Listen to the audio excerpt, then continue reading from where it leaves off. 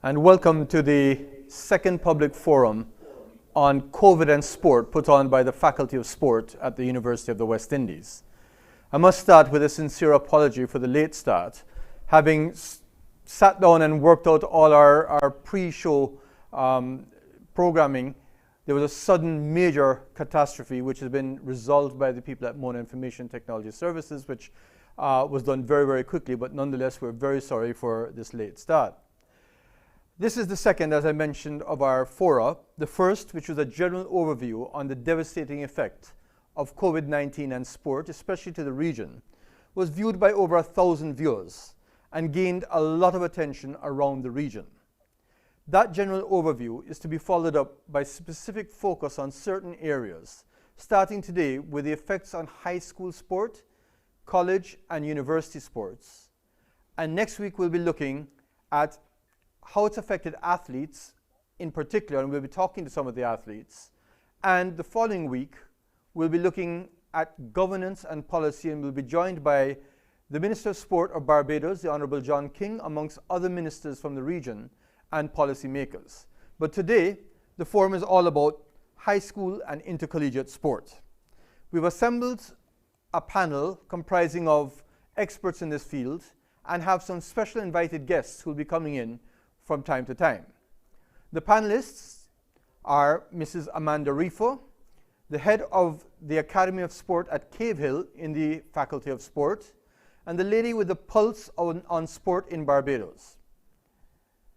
She is involved in a lot of policy-making decisions and will inform us as to how COVID-19 has affected sport both at a university level and at a national level in Barbados.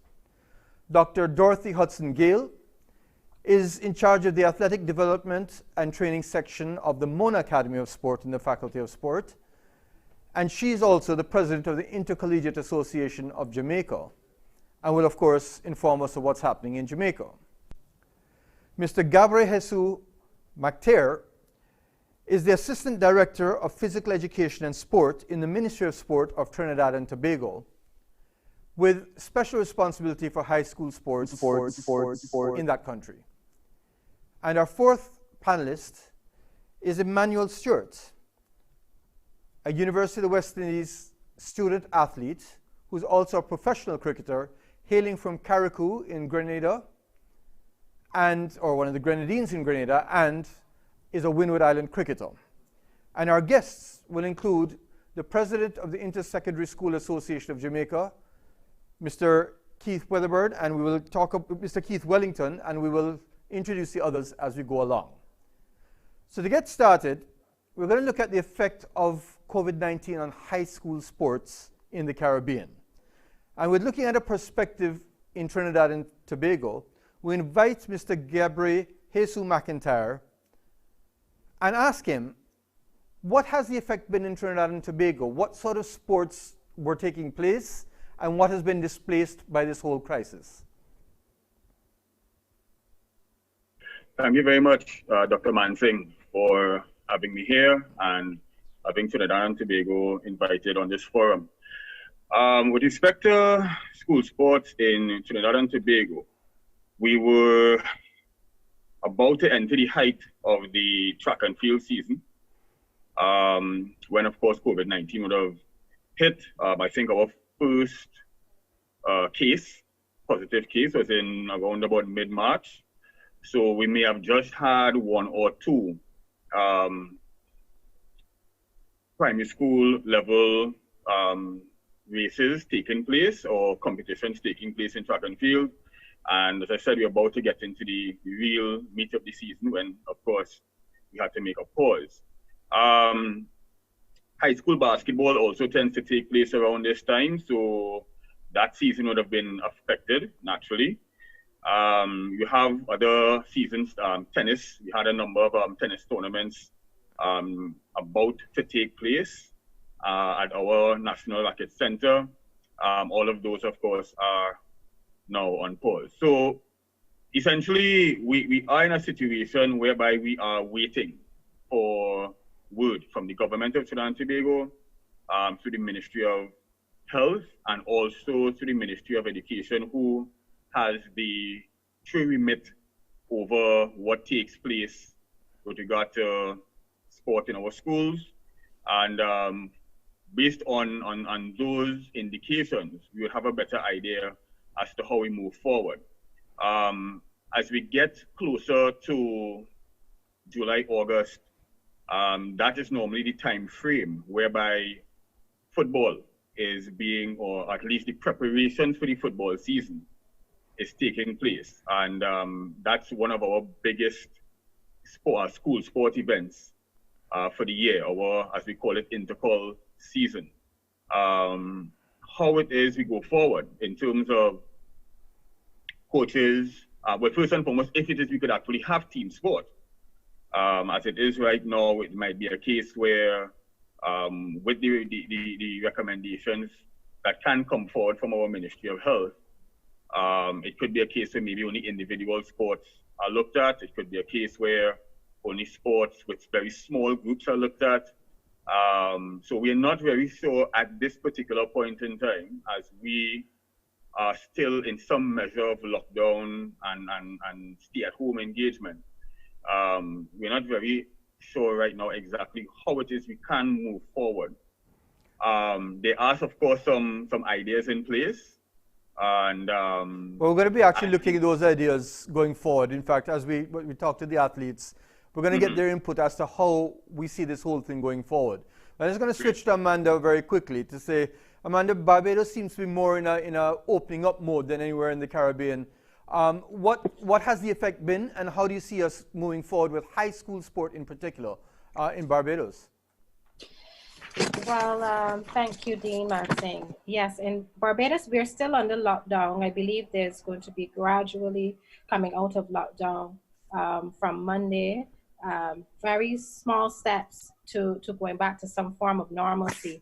But the impact in Barbados has been tremendous, I believe, like many other of the islands, and I should say around the world, because the high school sports and even tertiary sports have been on total shutdown, a complete cessation of all training, all the use of gym facilities, training facilities, and so forth. So there was an immediate impact, of course, because of the preservation of the health and wellness of our athletes. That was first and foremost. But there has been no activity thus far, and I believe that the various federations and the principals of the different schools and the different meets across the sporting disciplines are engaged fully in discussions as to what steps they're going to take when we do come out of full lockdown. But we are currently on lockdown, and just looking to see how we can move forward when the lockdown is lifted. And that, I guess, is the million-dollar question: what happens going forward? Absolutely. We switch to Jamaica very quickly. Mr. Keith Wellington is the president of the Inter-Secondary School Association of Jamaica, but himself the principal of St. Elizabeth Technical High School, the University of Cricket of Jamaica, but of course well known in football and track and field as well. Mr. Wellington, before we get to the big issue, which is champs, let's look at some of the other sports that were affected. I know some of the junior cricket would have been affected in high schools. What else would have been sort of disrupted by COVID-19? I think your mic might be on mute there, Mr. Wellington. Sorry about that. Yeah. Thanks very much for having me, Dr. Manting, and good afternoon to my colleagues across the Caribbean and to your viewers and listeners. Yes, we would have had a number of sporting events that would have been affected by the COVID-19 scenario. Cricket, we were at the stage where we were at the finals of our rural area cricket competitions and the semifinals for the urban areas. We were unable to play junior cricket. We have 3 levels of cricket competitions for our schools: under 14, under 16, and under 19. So we were not able to play any under 14 or under 16 cricket at all. The under 19s were at their finals, and that had to be canceled. Basketball, we just completed basketball the day before we shut down for the under 19s and under 16s, but no under 14 basketball. Girls football, we were unable to complete. And of course, we had other competitions slated for later in the year that we were also unable to stage. Just to give an idea to our listeners, how many schools fall under ISO? We have 172 high schools in Jamaica, and all of them are ISA member schools. And I reckon that within the sort of sports that you've mentioned, that would have affected upwards of 500 students and their participation in school sports. Much more than 500. Without mentioning champs. Well, we haven't even mentioned that yet. We would have thousands of students who did not get a chance to participate in their various sporting events.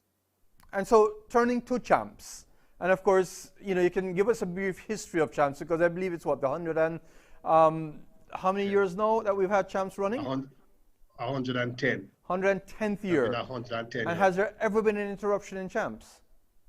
There was one interruption in 1944 because of World War II. That's the only other time we have not had champs in the 110 years. So our 109th staging got disrupted. Now, how devastating is that? Firstly, to ISA as an organization, understanding that a lot of your revenues probably come from this one event. Of course, and it is devastating for us. Luckily, I think that we have had discussions that would mitigate some of the issues that we would end up with had it not been for the good relationships we have with our sponsors and other partners. However, it has taken a big hit for us. Champs has become an international event, so not only has it affected us, but there are many other stakeholders who would have been negatively impacted because of the cancellation of champs. We had to cancel just about less than 2 weeks before we were scheduled to start. And so there's a number of misplacements that would have occurred because of the late cancellation. I see that Dr. Mansing is offline. I'm not sure if the program is still online. No, we're hearing you. We're hearing you loud and clear. Okay, good. All right, good. Right, so a number of stakeholders would have been affected, not just us as an entity, but as I said, we have close to 170 schools who would have been registered to participate, over 3,000 athletes, and all the other entities that are related to staging of champs. And of these 3,000 athletes, how many would be in their final champs? The class one about to pass out. How many you reckon would be out of 3,000? I'm not certain, but I would assume it would probably be close to a couple of hundred.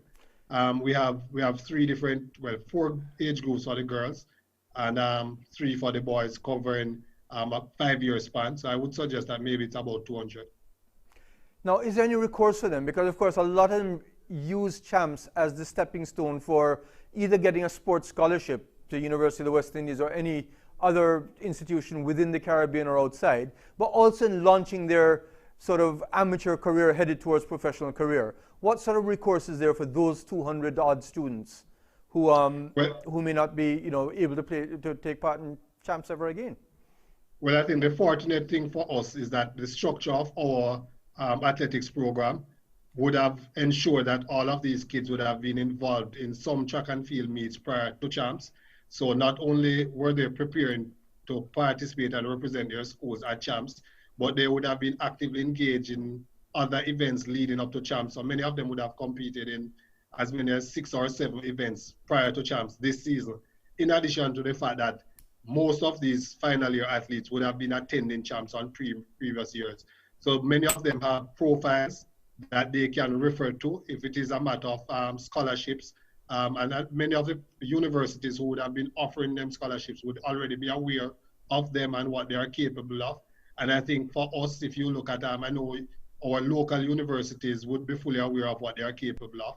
The universities in the US, which many of them gravitate to, they also have their histories, and they would have made provisions for students who have not performed this season, or who would have challenges with their academics based on the fact that they would have waived the SAT scores. So I think there are a number of things that have been put in place to facilitate the difficulties that they would have. I'm just going to, before I go to the next question, just point out to the viewers that your comments will be monitored by Ms. Athna Sharp, who will then put them forward to us as they come in. So please do send your queries and comments as soon as you can, because we'll try and slot them in as is relevant. But Mr. Wellington, is there any possibility of putting together a database of these performances leading up to champs that universities could actually go to and use as a reference? Well, there is a possibility. It's unfortunate that we don't currently have a structure in place, But what we have done over the last 8 months or so at ISA, we have started to create our own database with students' performance records. I think we would have gathered some of that information for this season. The only issue we would have now is finding the method by which we are able to share it. But we do, over the last year especially, we have collected students' performance results at all the different meets. And this is something that we initiated this year. So individuals can ask us and we provide them. But more importantly, I think that we should be making the effort, or we will be making the effort to make this data shareable amongst whomever is interested. Just going to bring in Emmanuel Stewart, a student athlete. As we said, he's actually pursuing the Bachelor's in Sports Science at Cave Hill, but his athletic background is in cricket, where he was the captain and wicketkeeper of the Windward Islands under-19, well, in fact, all of the youth teams, and went on to become the captain of the West Indies under-19 team as well. A member of the World Cup winning West Indies under-19 team in 2016, and has been playing with the Windward Volcanoes in the first class season, which was abruptly ended as well, and performing quite well. So welcome, Emmanuel, and I guess we'll start off just by asking you a bit about what's happening in Grenada and, well, let's start with Grenada and Carriacou in particular, and the Windward Islands in general with regards to COVID and its effect on the islands. Greetings, Dr. Mansingh. Thank you, everyone, for having me here. In Grenada right now, everything is on lockdown in terms of the sporting disciplines. This week, the country actually opened back up for normal working hours. But in terms of the sporting aspect of it, I think we were actually just completed the relay meets, the FC relay meets in February, and we were about to head into Intercol, which was supposed to be held in March, but that has to be put off again because of COVID. Also, those two events are used to select the character teams, and of course characters as cancelled as well. So I think COVID has a number of effects on the island of Grenada and even Carriacou. We had just completed the cricket tournament there as well. Just tell me a bit about Carriacou itself in terms of its size, population, and number of COVID cases as you go into what was going on there. It's 12 square miles. And how many people? There's no cases there. There's actually been a new case today in Grenada, 8-year-old girl. So that's been it pretty much. So if we're to open up sports in the Caribbean, Carriacou is the place to go to. Screen everybody and start sports in Carriacou, and let's just get on with it. Mr. Wellington, we could have champs in Carriacou. But Emmanuel, just talking on your own perspective, you're in the middle of a good first-class season. I'm going to share with everybody, because you've allowed me to, that you're actually boasting a GPA of 3.10 while you're playing professional cricket, just to show that this can be done.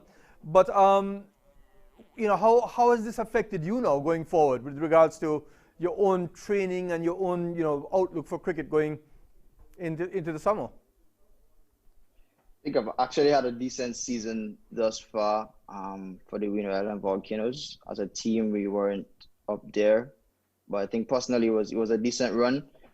It was challenging for me personally. I was in Trinidad just before COVID came into play, and we had to, the game finished 3 days. It lasted 3 days. So normally the team would leave the Monday, but we had the opportunity to leave the day before because of COVID. So that was pretty good. I was disappointed that the season had to end. There was 2 games remaining in the season, and we weren't able to complete that. But I was happy with the performance, and I can't really say when I'll be out there on the park again. But of course, I'm preparing. I'm still receiving workouts from the trainer of the team, and I'm still trying to make the most out of this lockdown, because whenever the next opportunity comes, I just need to be ready to grab it with both hands. Amanda Riefel, head of the programs at Cave Hill. How does this whole thing affect your intake coming up to the next academic year with regards to sports scholarships, or just, you look at not just Barbados, but the whole of the Eastern Caribbean? How has this affected your ability to offer scholarships and bring in students? Well, first let me say that there's nothing fixed. So as much as we continue to plan, we at the university don't know exactly what the impact in its totality would be financially to the campus. So we are continuing to do our recruitment. We are continuing to engage athletes around the region. There is a team of coaches across the sporting disciplines. We met with the coaches to see any of the athletes that they were looking at. We had some conversations with potential awardees of scholarships and grants this year. So we're moving ahead as we normally do in the timelines that we normally do it. But the reality is that we have to wait and see what the effect of it is financially, because as you can appreciate, a scholarship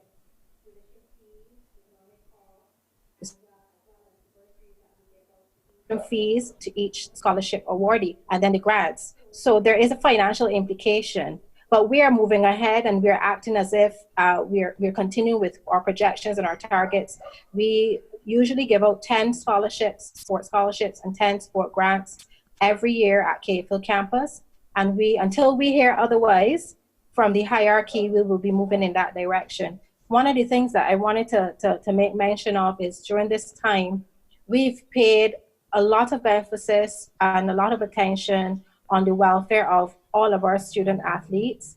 For those athletes who could not get out, as in the non-nationals, non-Barbadians who could not get back home, there were about 20 of those, many of them cricketers, and we've been taking care of them, making sure that we're checking, because as much as we're talking about the economic impact, as sport administrators, we have to ensure these are our charges and our wards while they're under our care.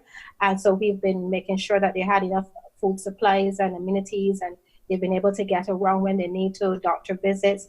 And even in terms of the impact, in terms of those student athletes that would have undergone surgeries, we had a number of surgeries taking place prior to COVID. We still had to ensure the follow-up visits, the physiotherapy treatment, and so there's a whole process, it's a whole environment and team of people that are behind these student athletes during this time. One more point about mental health. I think that is extremely important for us to consider and to ensure that these student athletes, many of them don't say what is happening. Many of them are not forthcoming with information. So we've tried to utilize our coaches who have the relationships with many of the athletes to try to drill down to find out how they're really doing from a mental health standpoint. So those are some of the issues, Dean, that we've been looking at as we move forward and we start to plan ahead for post-COVID. And of course, another person looking ahead for scholarships and so on is Dorothy Hudson-Gale, who's integrally involved with the sports scholarships at Mona. So once again, no champs, no sports in terms of basketball and so on. How are you going to go about looking at just the effect on scholarship athletes at UWI? Mona. I think you muted, Dorothy. Well, thank you, Dean, for having me, and good afternoon to everyone. Well, for us at Mona, it has been very challenging. We have, however, been engaging with our athletes who we have in-house right now, ensuring, that they get taken care of while they're on campus, and also continuing to offer them student development activities. Actually, just last night, we had a session for the athletes who we know will be leaving to go into the workplace. So we had a session on how to dress and how to attend the interview. And we've been working with them on other matters like, preparing your resume, cover letter, so on and so forth. We've also been conducting virtual study sessions. So we have, students come in, some will come in and just show us what it is that they are going to be doing for the hour, 2 hours. And we stay with them. Some members of my staff will sit in the room with them. In addition, you know, we've been with the ones who we're expecting to come in, we've still been engaging with some of the athletes, especially the really outstanding athletes that we really don't want to lose. And as Amanda says, you know, we keep working as if everything is going to be all right for September. As you know, Dean, we have over 120 students on sports scholarship usually. 107 scholarships offered by the university and 13 from the UECB project, which is kind of tied to the 5K run. We are hoping also that that 5K run can go off in November, because that again is going to affect the amount of money that we can get for these scholarships. But we're still planning and hoping that the entire year 2020 will not be lost. We will be keeping the athletes who we have and, you know, continuing to take care of them, and just hope that the financial situation of the university doesn't get so bad that we can't afford to continue to give them scholarship. Well, as the caption showed, you're also the president of the Intercollegiate Association of Jamaica. Now, how many tertiary institutions do you have in that association? 21. That's 21 tertiary institutions, right now. is it? And boy, everything came to an abrupt halt, like bam. 21 institutions, which would be universities, teachers' colleges, polytechnics,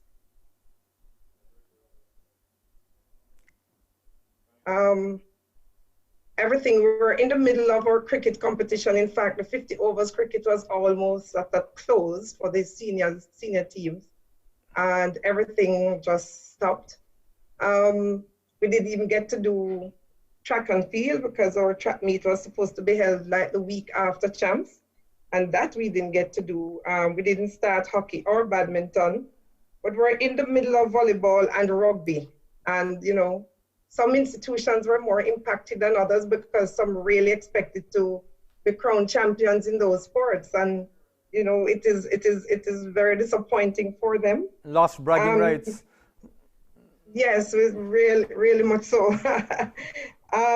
With the track and field, we are happy and sad. And I say that because we're sad that the athletes didn't get to participate, because some of them were really looking, this is their final year at the institution, and we're looking forward to, you know, showing off their skill again, and hopefully this is another qualifying meet to try to make it to the national program. But for us at Intercol, it is very challenging because of funding. So when I say happy and sad, because we were really challenged in getting funding to host that meet. So the Lord might have shined upon us a little bit.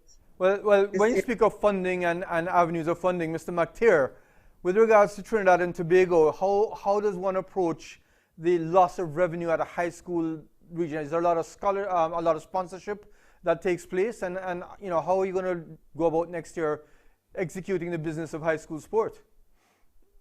Well, funding is sometimes a challenge. The government of Trinidad and Tobago tends to pump a lot of funding into high school sports manifesting itself. We do get some sponsorship as well from the private sector. Considering how things are now and the economic effect that we expect to experience from the preparations, and also, you know, taking care of the fallout, the social assistance that is going into persons who might have been unemployed or lost their jobs due to this particular time period. We are not too sure exactly how it's going to affect sport in general, not just to mention school sports, especially when you take into account that, of course, the Olympics has been postponed. You have the likelihood next year that if it is we are in a pretty bad economic situation, the focus will be on high performance and elite sport, and you will probably have less of financing going to the development of sport. Mr. Wellington had mentioned that he's got excellent relations with the sponsors for high school sport in Jamaica. What's the situation in Trinidad and Tobago in terms of corporate support for high school sport? We do have some level of corporate support. That goes without saying. Of course, many corporate bodies will feel the pinch because of this particular, let's say, almost a month and a half to 2 months of lockdown. We only just opened up some businesses as of Monday, this Monday gone. And that would have been directed at particular types of businesses. There are many others who in the manufacturing sector, and so that may assist in terms of sport being able to take place. That may feel a very drastic drop in revenue. And we're not too sure as yet how that is going to translate towards the sponsorship of sport events at school level, at national level in the upcoming months. So as Amanda Rifa would have mentioned, it's really a wait and see. There's no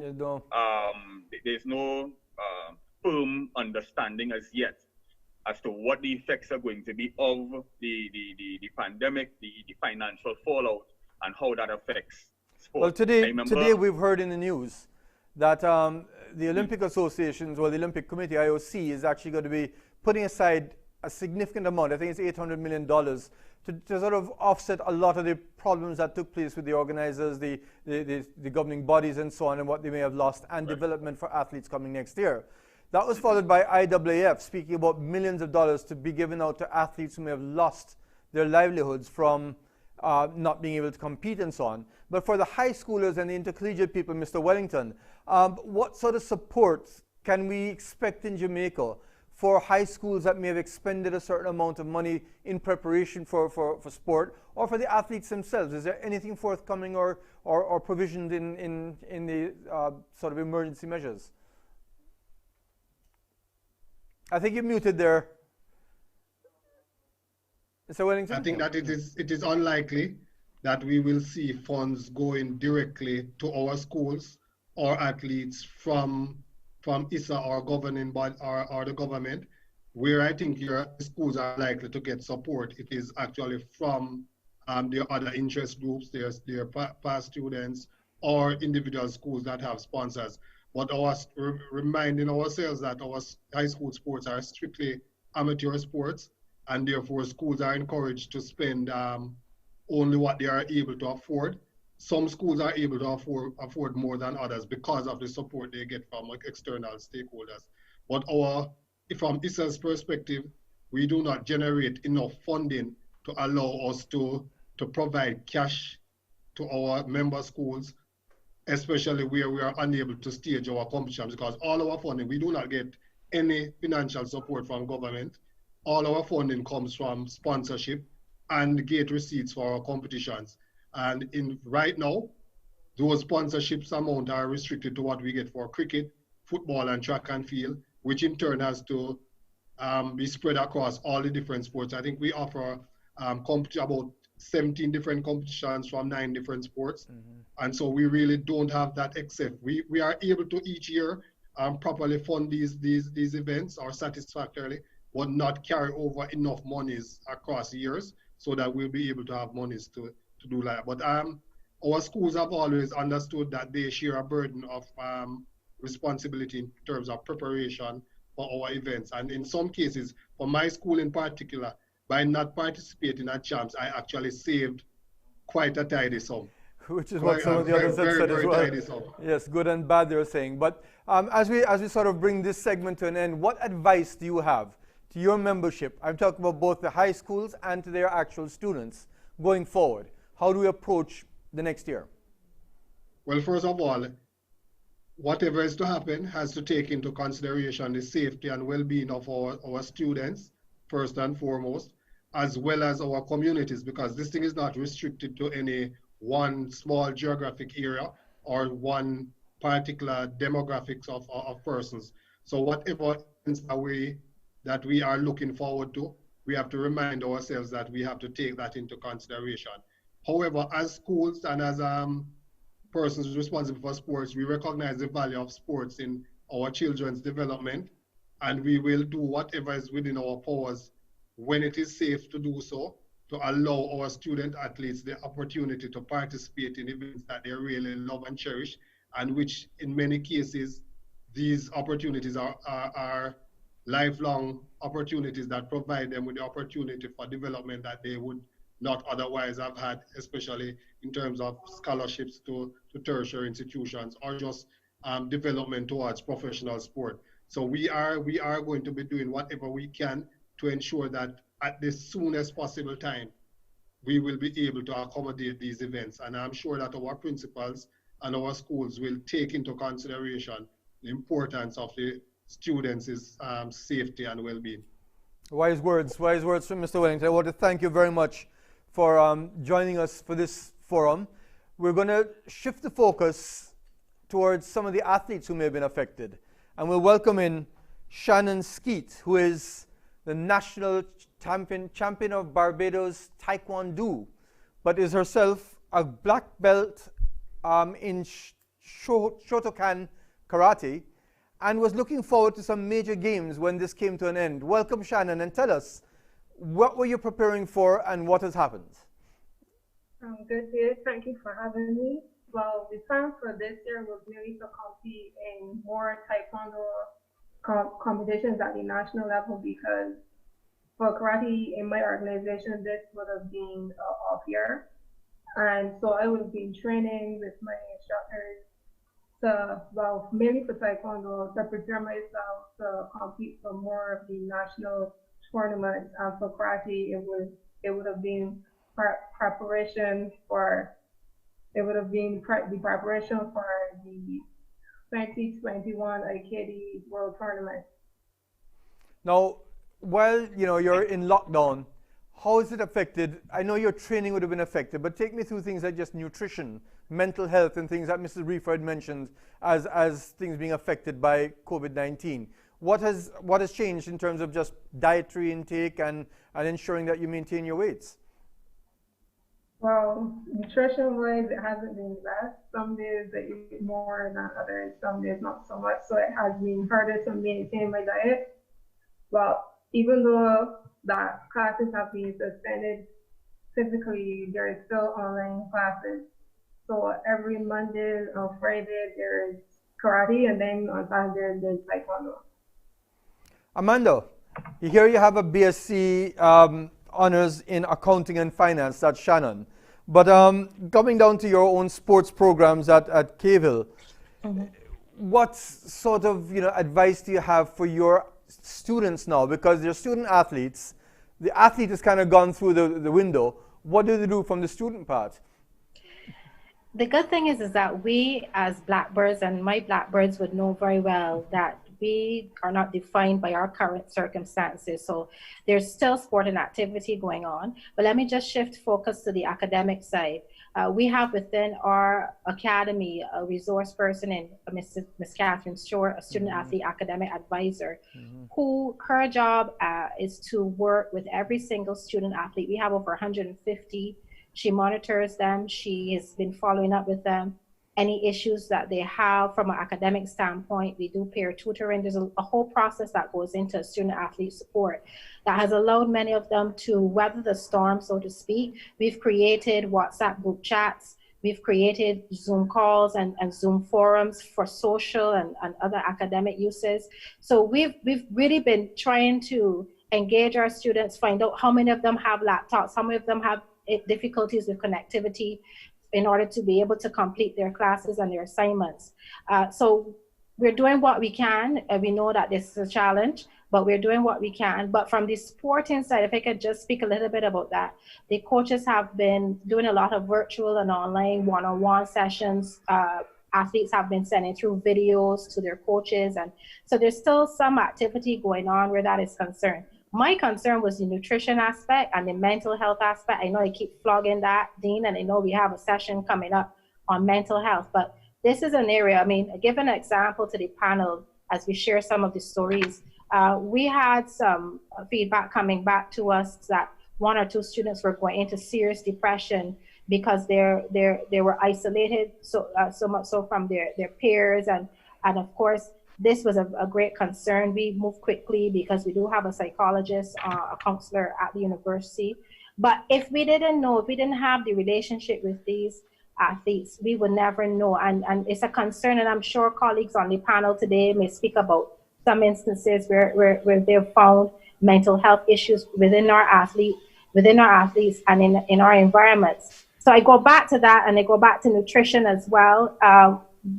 Persons come from different economic backgrounds, and although we are able to provide some means of nutrition and food for them while they're on campus, we were very concerned of those Barbadian students who are home.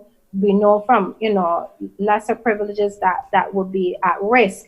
So these are all very, very important matters that I believe that we must address and continue to shed light on.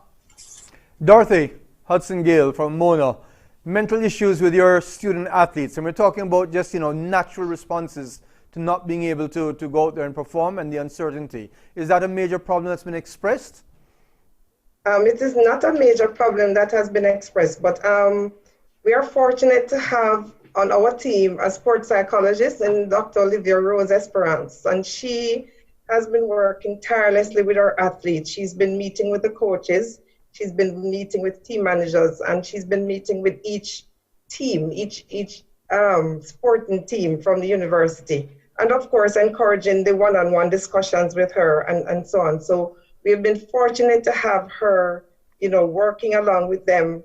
And also because we have been involved with them with these other development programs, we are able to reach out to them. I know a few people have been sad about being caught in Jamaica, not being able to go home and things like that. And we have, met with them individually. We do also have a few alumni who has been helping to, work with the students from the teams that they were involved in while they were on campus. So we haven't had any major issues. We haven't heard anyone really complain about major issues, but I know Dr. Rose has been working tremendously with our group of athletes. Well, let's put you both on the spot then. Emmanuel Stewart and Shannon, what has been your sort of reach by the institution? We go to Emmanuel, who himself is in the Faculty of Sport, and also, as you said, professional cricketer. But have you felt that there's been a void which either has been filled or not been filled by the faculty and by the university? Well, I would really love to credit the sport faculty of Cable for the work that they have done. Of course, you mentioned my GPA earlier. It's not something that I put huge focus on. It's always a challenge balancing school and cricket, but I've been able to manage. That's down to having great lecturers and great people at the Faculty of Sport, and also just being able to manage my time better. I remember when I first entered the institution, I just looked at it as just trying to pass. And after my first semester, when I looked at my GPA, even though it didn't matter then, it wasn't satisfying to me personally. So and I said, I just can't just walk through these walls just looking to pass, but try to get more A's, B pluses. And I've reached out to Catherine a lot, and she has helped me a lot, filling a leave of absence and those type of things, and putting together my schedule as to when I should be in the study room and those stuff. So it's been really, really beneficial to me personally, and I'm pretty sure that other students can say that as well. Also with the coaches there, phenomenal. I get to do a lot of one-on-one work when I'm in during the first class season. There's always a week break. So during the week break, when I return to Barbados, I just go to the coaches and say, all right, I need to work on X, I need to work on Y, and they've given me the undivided attention. I'll be able to work on whatever is necessary. So sure, we're still waiting on those comments and questions online. But Shannon, tell me, as a accounts and finance student and an athlete who's now confined to home, has there been a void that's been either filled or still remains with regards to COVID-19 and your sport? Well, given the nature of both of my sports, they're actually contact, one being more heavier contact than the rest. So when it comes to training, there isn't that constant feedback on forms and how I'm progressing or whatever, because there's no one there to actually give me the feedback. And when it comes to the sparring, obviously there's no one for me to practice with, so there's been the void there.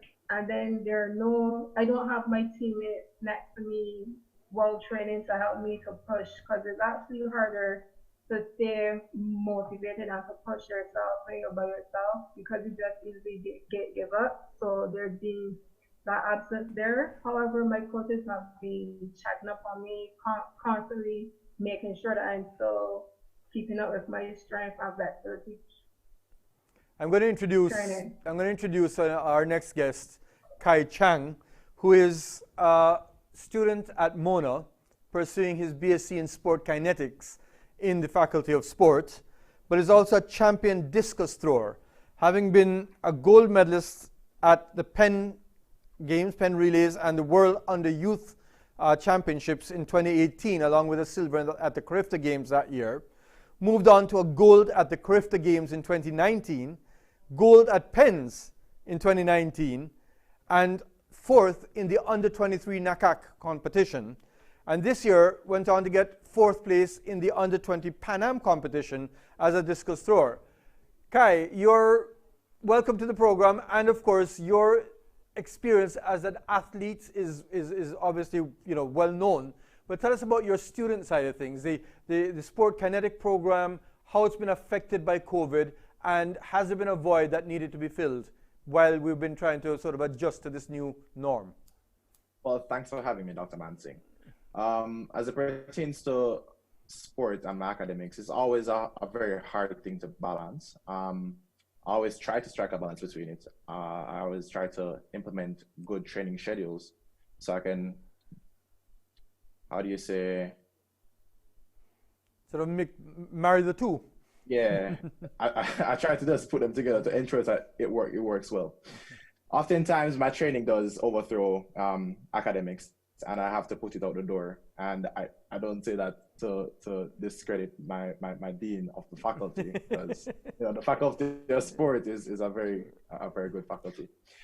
They look out for you. My teachers, my lecturers, they're very supportive and they're very helpful.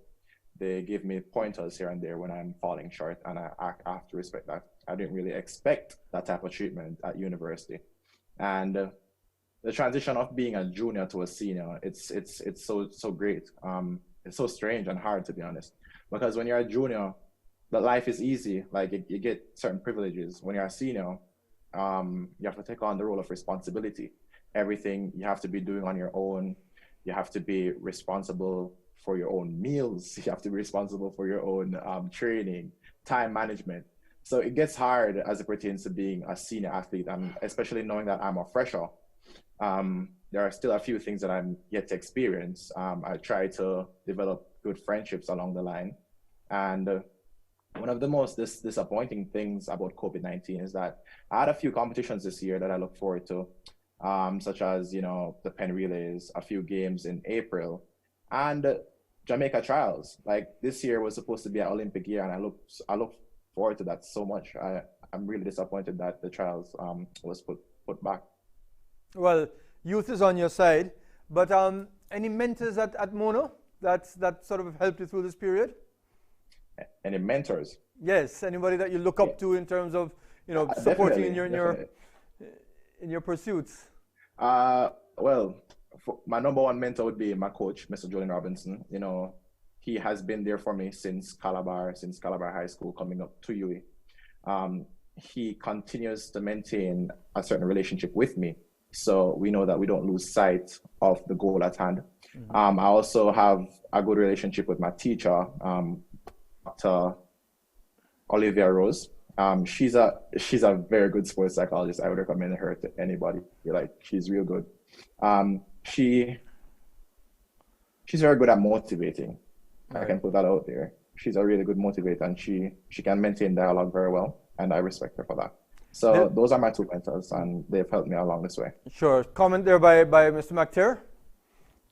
It's very interesting to hear the perspective of athletes within this particular situation, and I think it's also fantastic that athletes are getting so much support. That is, very, very vital. What I would like to find out, though, I'm just throwing it out there to the athletes among us. how do you self-motivate? I think that is one of the things that athletes who are not necessarily at university and may not have that same connection with faculty and coach and that kind of stuff. How do you stay self-motivated? If you could just give the audience an idea as to how you do it for yourself to make sure you try your best to get in your training sessions, even though you don't have your friends around, even though you don't have your coach with you, make sure your nutrition is on point, keep your mind engaged into what the future is, even though the future is a bit unknown. Who wants to take that? Who wants to take that one, okay? Mm-hmm. Yeah, sure. All right. So one of the basic principles in being an athlete is having or practicing good self-efficacy. So you have to believe that you can accomplish and do a particular or reach towards a particular goal at some point in the development, and you must also set goals. So whilst setting goals, I am the key factor in this particular situation. So though people are, onlookers, sorry, my connection is very unstable. Yeah. Though onlookers may see it as, important to have a good support staff and a good support system, it's also good for the athlete to believe in himself or herself to be able to participate or to do that particular thing. Shannon, I see you smiling. How do you stay motivated? Well, I have a goal in mind, so there are things in both taekwondo and martial arts in general that you have to continue to train and help and to improve yourself. There's one in karate saying about water that isn't kept boiling, after time it will return to its normal state. So we have to keep on training to get to those goals and to continue to improve ourselves. I think we have a question from a member of the audience, Asneth. Right, Dwayne Extol is asking, in light of COVID-19, will student athletes who are on scholarships be affected? So if you haven't heard that, in light of COVID-19, will students on scholarships be affected? Starting off with Mona, Dorothy Hudson-Gale. Honestly, I am hoping not, and we're trying to ensure that we can maintain the students who are on scholarship. But again, it's a wait and see situation, because if the financial stability of the institution is so affected that they might, have problems even paying salaries and things like that, I don't know that they're going to be continuing to fund the scholarships. However, we're hoping that things won't get to that situation. The plan is to continue to have our scholarship program going through the 2021 academic year. Amanda. Knowing my principal, I would say categorically that we will continue to support those student athletes currently on scholarships. What I would say, what may be impacted would be the new students possibly, depending on the financial situation.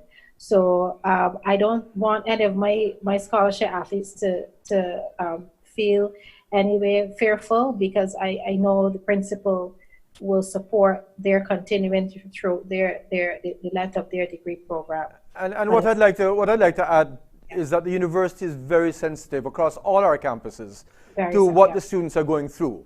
And so when it comes to the academic side of things, as you realize, all the teaching has gone on online in terms of a virtual platform, and all the examinations are done to facilitate students across the board, so that whether they have stable internet connectivity or not, they can at least do their examinations through various means, through assignments, through offline exams, etc. Furthermore, any hardship that's being faced by a student in either fee payment or even not passing their courses because of this thing would probably be considered, and I'm sure that there would be some moves along the way to make sure that they're not penalized severely. With regards to the sports programs themselves, as mentioned, the university is affected as heavily as anybody else with regards to funding. And of course, all attempts will be made to try and at least keep the scholarship athletes that we have. service. So both Kai, Emmanuel, and Shannon, yourself, they all can breathe easy that sports, once it can start, will be maintained. But the truth is that we do live in the reality of an economic meltdown that's going to be bigger than something that's been seen either in 2008 or at the Great Depression. It seems like it's going to be world over, and all of us are going to be hit by that one way or the other. So the commitment is there, the will is there. As Kai says, he likes to overthrow. He's a discus thrower, but we'll try and overextend ourselves as much as we can. But very good question there. We're going to encourage people to keep asking their questions. So the question really was this motivation. And, the problem I have, Mr. McTeer, is how do all of us motivate ourselves when we don't know what the end point is? So you're there at a government level in Trinidad and Tobago. Things change every week. How do you sort of keep a certain goal in mind? I think the first thing that is important is just to be aware. Is to be aware of what is going on. Inform yourself, and you try to keep communication with the national governing bodies, and you hope the national governing bodies in turn try to keep in contact with athletes. In the case of schools, the same. You hope that coaches are also maintaining contact with their charges, just to try to make sure that as best as possible, people, when I say people, athletes rather, are able to maintain the sort of mental capacity that would allow them to get through this. There are many things that are, as you mentioned, there are many things that are going to change. There are many things that are uncertain. I mean, one of the things that I'm thinking of in team sports, for example, a sport like football, where a goal is scored and everybody runs and hugs the other player and that kind, how is that going to be affected? Stop scoring goals. Goal celebrations. How are goal celebrations going to be affected moving forward? A wicket is taken in cricket. How is that going to be affected? You have to give air high fives and that kind of thing. There are many things that that exist in this particular situation that are unknown. I think, though, one of the things that we can't do is to fear the unknown. And I think it would not be prudent of any one of us, especially athletes, to be afraid of what is to come. The most you can do is to keep some level of consistency with the necessary dimensions.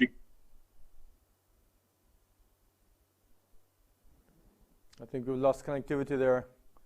But I'm just going to put to the students amongst us, that's Shannon, Emmanuel, and Kai. And I'm going to start with Emmanuel. You certainly have virtual classes, right? You have classes online, you have teaching that's taking place online.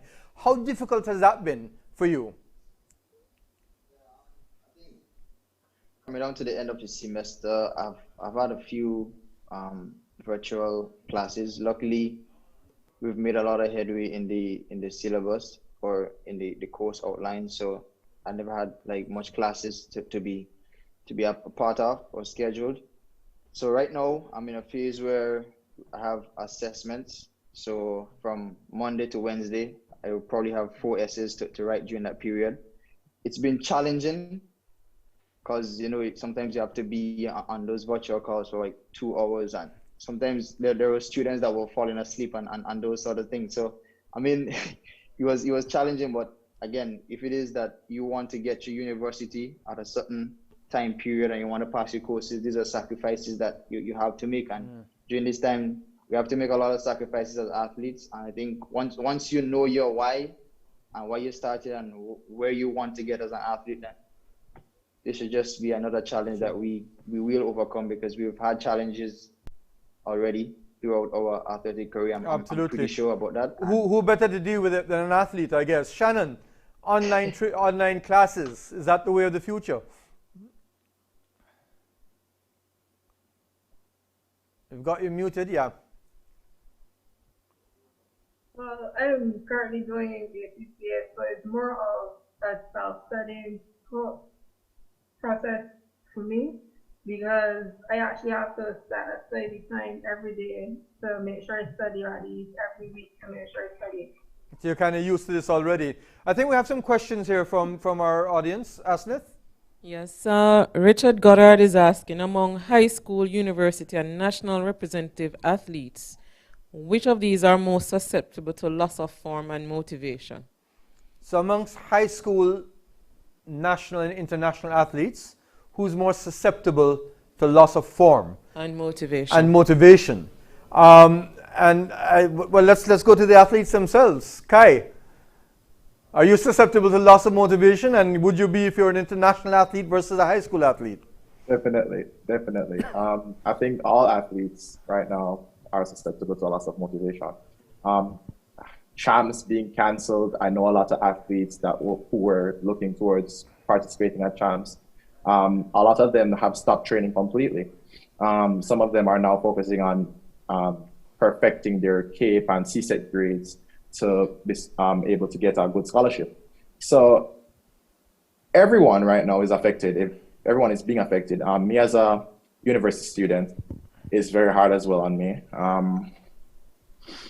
It's just a big issue, and we are all being affected. So I can't rule out by saying that one athlete is being affected. Yeah. All athletes are. It might just be the individual themselves. But Amanda Rifo, you've been with athletes of all levels, and in fact, you have from the highest level of cricketers going down to just club cricketers. Does one get affected more than the others with regards to top performance? I would say in some instances, an elite athlete or a national athlete may have more support around the individual, from coaches, from finances, and they're at the stage in their career where they know what they want. They're just about on the cusp, so they're more focused. I would say with Olympics next year, I'm sure that all of those Olympic hopefuls will be equally focused. Their coaches will be working with them. Their psychologists, they have an entire team around them. Who I would argue would be a little more despondent and affected would be the high school students, those juniors, because they're now coming through. Yes, they have goals, but it's not at the same level. And so I would argue, as we are an academic institution, that maybe the juniors, maybe the teenagers. I tend to agree with you.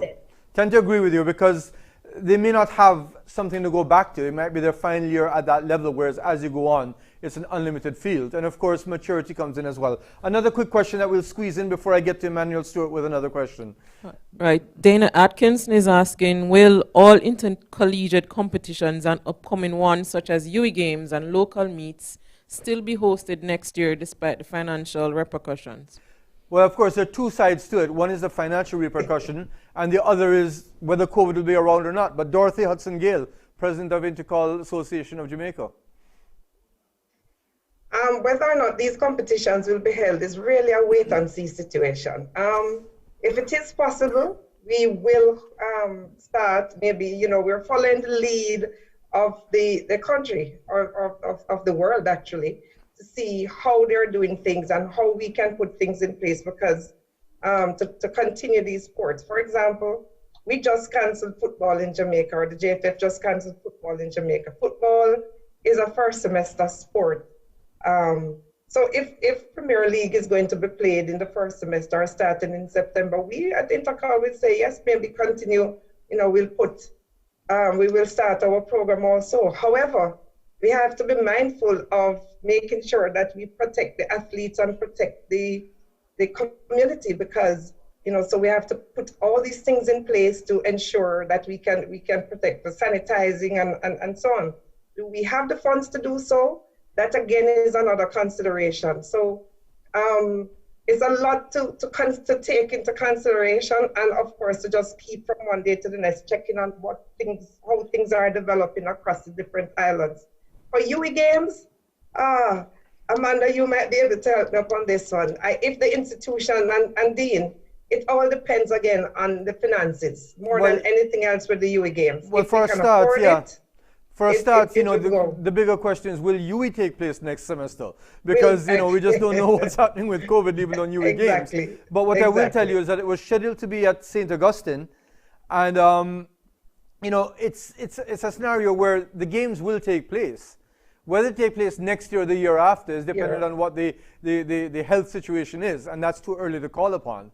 But, if things get better, I think there's still enough lead time to have a game like that as long as it's safe. As time is running out, and it really has been a very good discussion, Emmanuel Stewart, one thing on everybody's mind, and I'm sure it's on your mind, will there be a CPL this year? I've heard a lot of talks about having the CPL without an audience. I can't picture that, to be honest. It will be. It's to me personally, it's hard to say. I don't know, but as CPL, they still have to continue with their protocols.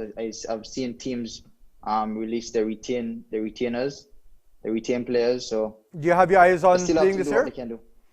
Pardon me? Do you have your eyes on playing this year in the CPL?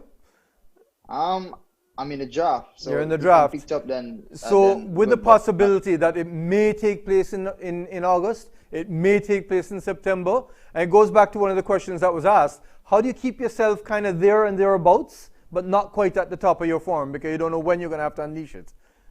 Sure, it's scheduled for August 19th. Again, as Kai said, it's pretty hard as to how to manage your workload, and that is something that over time I'll have to figure out. And again, keeping in form, I think it's very challenging for a cricketer. Well, we're winding down with time. I'm going to just open up the floor to any comment that any of the panelists may want to make before we bring this session to an end. Is there anything that's left to be said? Yes, Dane, I wanted to make mention, we spoke a lot about the uncertainty, and there's a lot of fear, there's a lot of fear mongering, there's a lot of doom and gloom, but I believe that there's an old saying, never waste a good crisis. So I would like to leave the panel and the viewers with some ideas that I was thinking about as an administrator. And my attention has swiftly gone to esports, because I recently watched a FISU America esport competition where one of our athletes, Nikolai Lovell of the Barbados Community College, he topped his group and he did very well in that competition. He was knocked out by Chile, but nonetheless, it sparked my interest, and I started to research more about esport. And as we're talking about funding and financial challenges, I started to think, well, this is an area that we need to focus on heavily, because right now they're projecting that in 2020, $1.5 billion will be generated in annual revenues, with sponsorships taking most of that, and a global audience of 600 million viewers. So I'm saying that as we look at innovative, out-of-the-box ideas as the sporting region, we need to take a serious look at esport and what we can do to start to enter into that 1.5 billion, that we can maybe prop up our other sporting programs, one, and two, whereas on our campus, for example, cricket may be the flagship sport that generates the majority of the income and the sponsorship. In 2 to 3 years, Dean and panelists, esport may be that, carrying the weight of all the other sports as we try to capitalize on opportunities through this new industry. You would have heard last week that the International Olympic Committee, spoke to the International E-Sporting Organization about alliances. You would have heard maybe 3 months ago or so, where US universities were offering for the first time scholarships in e-sport. I'm happy to tell you that at our St. Augustine Academy of Sport, we actually had an e-sport event about 2 years ago. We had some seminars on e-sport in conjunction with the Open Campus last year, because that was one of the foci that we had from early o'clock, and something that we've got to recognize is one of the accepted sort of ways of displaying sporting prowess in the future. But as time draws to an end, I'd like to thank firstly all of our guests, Kai Chang, Shannon Skeet, and before that, Mr. Keith Wellington. Our panelists, Gabriel Jesu McTeer from Trinidad and Tobago, Emmanuel Stewart from Grenada via Carriacou, Dorothy Hudson-Gale from the Mona Academy of Sport in Jamaica, and of course Amanda Riefel from the Cable Academy of Sport. Just to remind listeners that we will have 2 more of these fora next week, looking at athletes and those things that we mentioned today, the mental health, nutrition, how to stay fit, once again comprising of professional athletes and the experts in the Caribbean, especially through the Faculty of Sport. And in a fortnight, we'll be talking to the administrators. We'll be having the Honorable Minister of Sport of Barbados, Mr. John King, along with other ministers in the region and top administrators. I'd like to thank, last of all and most importantly, all of you who tuned in to be part of this forum, and we look forward to seeing you again next week. Thank you so much, and good afternoon throughout the Caribbean, and good evening in the rest of the world.